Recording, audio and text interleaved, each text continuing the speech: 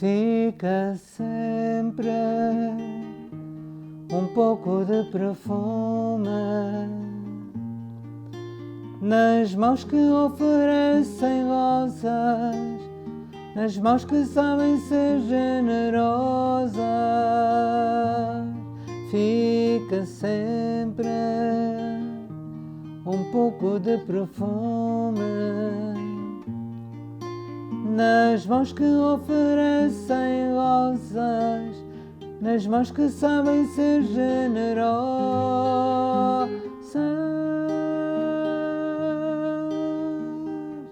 Dar do pouco que se tem ao que tem menos ainda, enriquece o doador, faz sua alma ainda mais linda. Fica sempre um pouco de perfume nas mãos que oferecem rosas, nas mãos que sabem ser generosas. Fica sempre um pouco de perfume nas mãos que oferecem rosas, nas mãos que sabem ser generosas.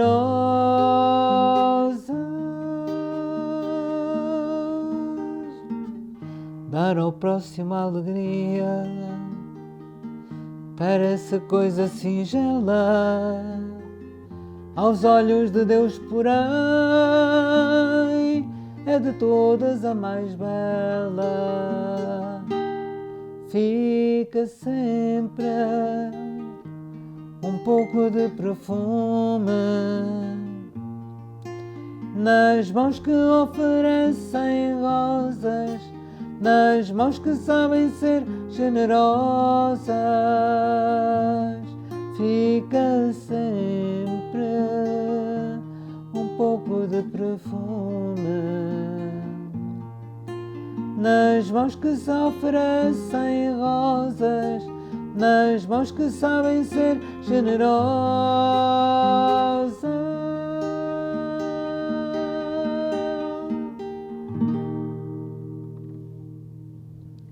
Bom dia, caríssimos irmãs e irmãos. Estamos aqui neste dia para vos saudar e neste início de transmissão para partilhar convosco e para refletir convosco sobre alguns temas que nos falam e que nos tocam de mais perto a nós, os crentes, e também, por que não dizer, aos não crentes ou àqueles que muitas vezes se assomam às vidas dos crentes. Então, esta reflexão pretende ser atualizar hoje as coisas que nós vivemos na dinâmica da nossa fé. E como não poderia deixar de ser, e porque estamos na vivência do mistério de Natal, hoje o tema que vos proponho refletir comigo é sobre este mistério do Natal. Em primeiro lugar, todos nós conhecemos o texto do Natal, mas eu gostaria que nos situássemos. E vamos pensar, vamos imaginar a casinha de Nazaré, onde está José e Maria, e vamos posicionar-nos imaginando como eles vão sair, os dois. Como os dois se põem a caminho para cumprir uma ordem, um édito do imperador que exige que todos se recenseiem. Vemos Maria pronta para ser mãe, já no estado final da sua gravidez. Uma mulher nessas condições, poucas vicissitudes, poucas contingências pode sofrer porque põe a sua gravidez em risco. Mas, ao receber esta convocação do imperador, José tem que se dirigir a Belém, que era a sua cidade natal, porque como diz o texto sagrado, José descendia da família de David. Se a descendência do rei David, se a linhagem do rei David reinasse em Israel nessa altura, provavelmente José seria um dos fortes candidatos ao trono de Israel. Então, por causa disto, por causa desta linhagem, José tinha que se dirigir de Nazaré, vir por ali abaixo. Nazaré fica na Galileia, e então quem conhece a Terra Santa talvez perceba melhor, mas olhando para o mapa eles teriam que descer lá do norte até cá embaixo à Judeia, porque Belém era muito perto de Jerusalém. Centremos-nos agora nestas duas figuras que silenciosamente, porque a Escritura não nos diz mais nada, diz que eles foram de Nazaré a Belém para se recensear. Certamente foi um longo caminho, foi um caminho de muitos dias, com muitas agruras, com muitas contingências. Foi um duro caminho. Então nós olhamos para José e olhamos para Maria. Maria sabia que dentro dela trazia o Verbo de Deus encarnado. Maria sabia que dentro dela se ia realizar, já se tinha realizado e se iria realizar para o mundo uma promessa salvífica.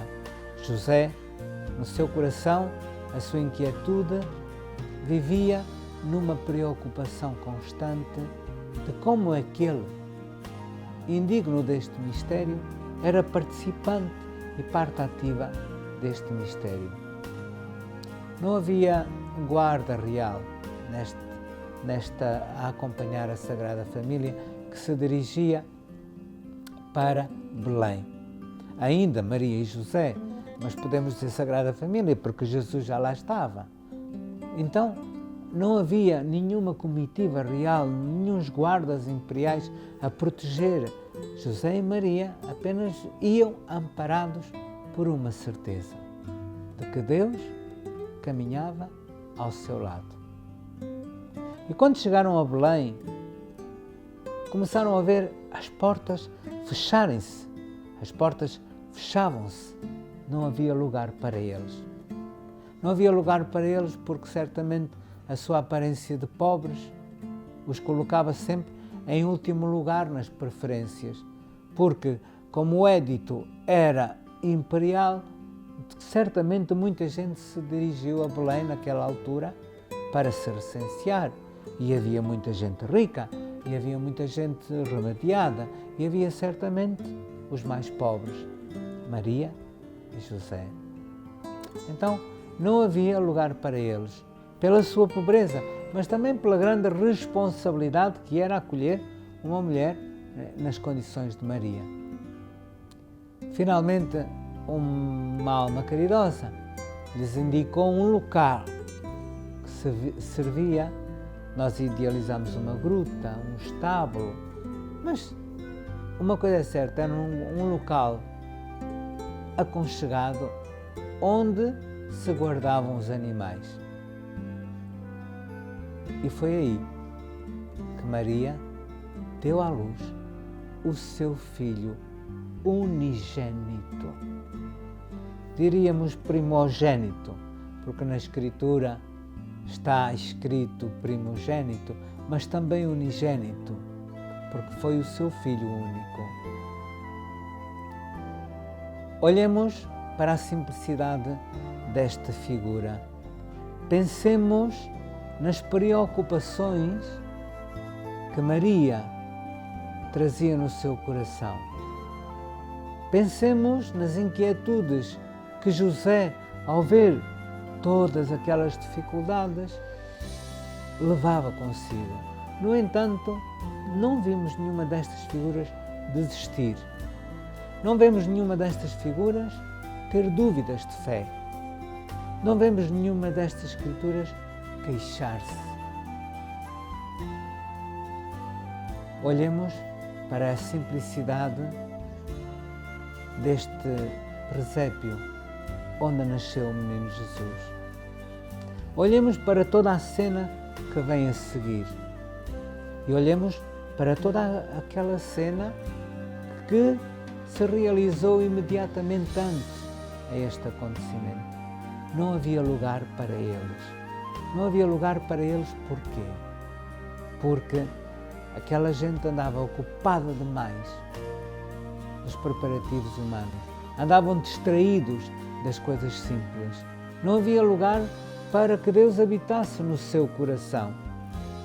Quando a Escritura diz não havia lugar para eles na hospedaria, quer dizer que o coração dos homens estava fechado à solidariedade. O coração dos homens está fechado à simplicidade. O coração dos homens está fechado ao amor. E então não havia lugar para aquelas duas figuras. Em dificuldade, pobres, mas serenos e pacíficos, aceitando o que lhes era dado das mãos de Deus. E então, vemos também que ali, ao redor daquela gruta, daquele lugar onde repousavam os animais, havia uns pastores que guardavam os seus rebanhos no campo. E um anjo lhe apareceu e encheu o céu de alegria e lhes disse: não tenham medo. Reparem, em todas as teofanias, quer dizer, em todas as manifestações de Deus, e sempre que há um anjo que vem ter com... O anjo representa Deus que fala com a humanidade, Deus que fala ao coração do homem. Há sempre esta frase: não tenhas medo, não tenhais medo. Porque Deus nos sossega, Deus nos tranquiliza, Deus não nos pede nada que nos atemorize, porque não tenhas medo é um convite a confiarmos-nos e a confiarmos nesta palavra que se dirige a nós, que não é nossa, é uma palavra de interesse, não é como aquelas palavras que nós muitas vezes usamos. Nós, quando se conhecemos o mundo, nós conhecemos os homens, muitas vezes, quando alguém quer algo de alguém, fala-lhe de uma maneira mais doce, mais suave, mas com interesse. Mas Deus fala-nos sempre, metendo a sua palavra no princípio. Não tenhas medo. Não vamos andar com rodeios. Aquilo que eu tenho para ti é bem claro. Não tenhas medo. E os anjos dirigiram-se aos pastores. Os pastores em Israel eram pessoas tidas como pessoas inferiores, tanto que andavam nos campos, tanto que viviam junto dos animais. Possivelmente muitos deles passariam temporadas e largas temporadas longe das famílias. Mas o anjo não se dirige ao palácio de Herodes, não se dirige àquelas pessoas que se amontoavam em Belém. Vai aos campos e olha para os pastores e lhe diz: não tenham medo, porque eu venho anunciar-vos uma grande alegria que será para vós e para todo o povo. Naquele momento Deus confia o Evangelho, confia o anúncio desta boa nova aos pastores. E porquê? Porque os pastores estavam desprovidos de qualquer superstição. Os pastores eram gente simples, que tinham o coração aberto à solidariedade, que estavam atentos ao outro. E então é-lhes dado este anúncio para que eles anunciem também o nascimento do Redentor da humanidade. Certamente eles correram ao local que o anjo lhes indicou e trouxeram as suas melhores coisas que tinham no rebanho, as suas melhores ovelhinhas. Nós gostamos de pensar nisto, apesar da Escritura não nos dizer como é que eles foram ao presépio, se eles levavam isso, mas nós gostamos de pensar que como aquela alegria lhes encheu o coração, nós também, quando algo nos enche o coração de alegria, pegamos no que temos melhor e levamos e partilhamos com o outro. Quando temos o coração cheio de alegria, quando temos o coração cheio de amor. E assim foram os pastores. E o que é que eles encontraram? Encontraram a pobreza, encontraram a simplicidade. Encontraram 3 pessoas completamente desprotegidas e apenas amparadas pela graça de Deus. Este Natal, irmãos caríssimos, eu convidava-vos, neste tempo de Natal, que temos agora alguns dias, até que acabe o tempo de Natal, acaba com a solenidade da Epifania do Senhor.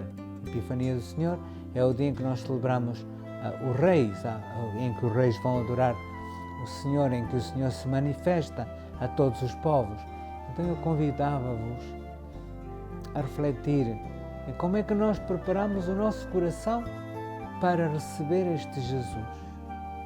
Como é que está o nosso coração? Está como aquelas pousadas repletas de gente, repletas de ostentação, repletas de vanglória, repletas de tanta preocupação que depressa passa. Sim, irmãos, porque tudo isso passa num sopro. E a única coisa que fica é o amor. E nós tantas vezes nos esquecemos do amor. Então neste Natal eu convido-vos a encher o coração desta simplicidade do presépio de Belém. Convido-vos a despreocupar-vos nas mãos de Deus, assim como fez Maria, assim como fez José, quando saíram da sua casa de Nazaré e partiram rumo a Belém, sem saber como é que ia ser. Então, eu convido-vos interiormente, certo que hoje os tempos que vivemos não são os tempos de outrora, mas hoje nós podemos fazer tudo isso dentro do nosso coração, para que este Jesus que nasce em nós, em cada dia da nossa vida, para que este Jesus seja um anúncio de alegria e que nós possamos cantar com os anjos: glória a Deus nas alturas e paz na terra aos homens de boa vontade, aos homens que têm o coração aberto para partilhar a sua vida com os outros. Seja louvado nosso Senhor Jesus Cristo. Vou terminar esta nossa reflexão de Natal com um cântico que vos convido a cantar comigo e que certamente todos conhecerão. Esperamos aqui na próxima reflexão.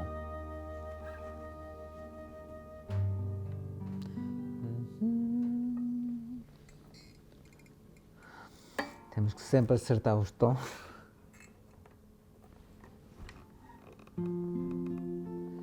E é Natal, os sinos estão tocando, enquanto nos seus lares famílias vão rezando.